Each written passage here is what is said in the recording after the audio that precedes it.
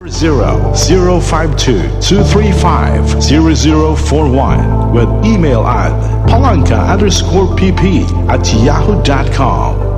Palangka Printing Press is in need of offset operator, office staff, and computer graphic artist. Apply now and submit your resume at Palangka Printing Press Office.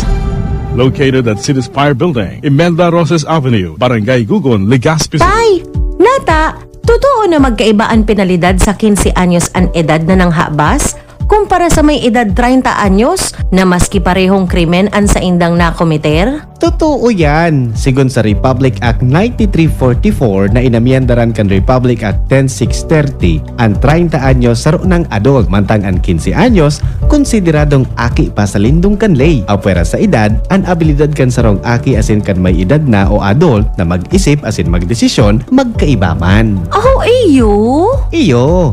Ara mo, sigun sa pag-aadal, ang utakan aki nagpapadagos na mag-develop sagkod na siya maging 25 anyos ang edad. Dahilan ka ini, ang aki dai pang abilidad na depensahan ang sa iyang sadiri asin magpili nin tama arob kan may edad na. Nya, paano na palan so ginibo niyang panghahabas? Libre na. Tibaan magparagi bulugod iyanin kabuahan, tadaiman siya mapipreso. Aw daiman, dahilan nga ni sa sinabi kong pagkakaiba kan aki asin adults na mag-isip, importante na may separadong paagi asin sistema tanganing pareho sindang mapanimbag asin madisiplina susog sa saindang edad asin abilidad. Digdi minalaog ang epektibong papel kan Juvenile and Justice Welfare Act.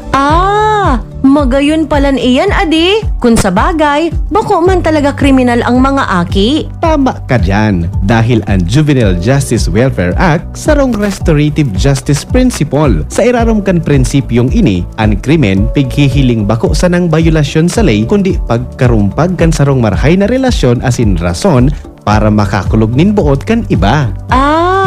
Nya paano po ang sistema tanganing mapanimbag asin madisiplina ang aki na guminibo nin sala? Pigigibo iyan sa paagi nin dialogo, hands-on initiative asin manlain-lain na programa tanganing masiguro na dai na mautrupaan sa iyang ginibo asin maging marhay na syudadano ang mga aki sa mga maabot na aldaw. Sa paaging ini, nako akan biktima ang hustisya asin namantinir na ligtas ang komunidad. Marhay palan talaga ang kamauotan kan Juvenile Justice Welfare Act. Sige po, salamaton. Mauli na po ako. Tay istorya ko ini sa mga magurang ko, asin mga tugang. Para sa karagdagang detalye, manugod sa Juvenile Justice Welfare Act, magduman sa pinakaharaning opisina kan Regional Juvenile Justice and Welfare Committee Secretariat, 3rd floor, Pag-ibig Fund Building, Legazpi City. Magapod o mag-text sa 0950-061-8901. Sa Bicol Idol!